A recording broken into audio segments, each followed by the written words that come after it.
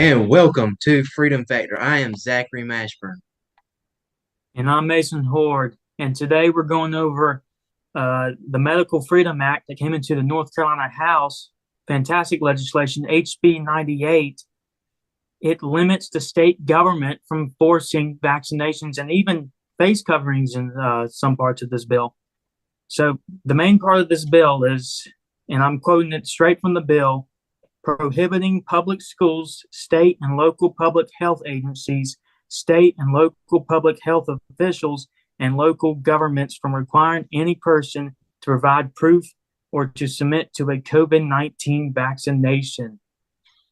So finally, we have a bill coming through the North Carolina legislation that's good, and we're going to talk about it. So It's about time.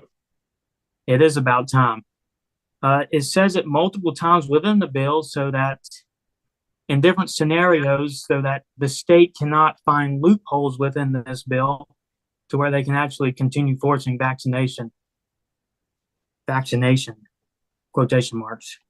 Yeah. So it says in section 1, no state agency, city, county, or political subdivision of the state shall deny or refuse employment to any person or discharge any person from employment on account of the person's having refused to provide proof of a COVID-19 vaccination or the person's refusal to submit to a COVID-19 vaccination or a series of COVID-19 vaccinations.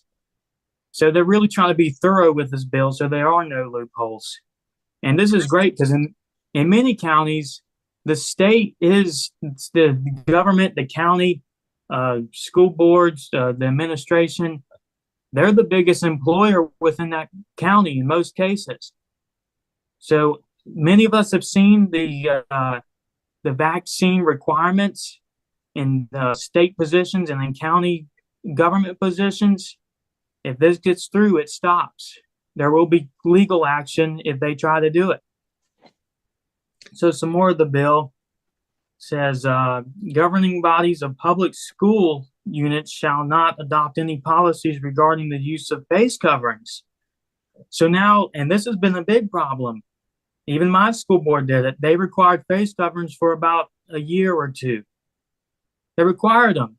If you were seen in the halls without a face covering, even if you weren't near people, you'd have the administration of the school, which is not their fault. They are forced to tell the student to, hey, wear your face covering. That's ending finally, if there's any more counties doing that. Notwithstanding this section or other applicable state law, the Commission for Public Health, public schools pre-K through 12, and public colleges and universities located in this state are prohibited from requiring a student to provide proof of vaccination against the coronavirus disease 2019, aka COVID-19, or to submit to a COVID-19 vaccinations or series of COVID-19 vaccinations for any purpose. So they're also protecting the school boards from implementing any type of vaccination requirement from COVID-19. So what do you think about this, Zach? I think it is absolutely great. It makes me smile a little bit, actually. And anyone that knows me, they tell me all the time I don't smile much, so that's good. Anyway, but like you were saying, especially for how did they word it, governing bodies of public schools, it bans mass mandates requiring proof of vaccination to attend school, and it addresses discrimination against anyone based on refusal of the COVID-19 vaccinations. They banned quarantine for healthy students. Oh yeah, that's been a big issue. I'm glad you brought that up. So what I also want to say, when we tell people to contact your state senators and state house members and contact just your people that represent you, contact these people who sponsor the bill. Some of them being Brian Biggs, John Hardister, Neil Jackson, Donnie Lambeth, and there's many other co-sponsors, I believe. Mm-hmm. Contact them and say you support this bill. We need more bills like this coming through, pro-freedom bills.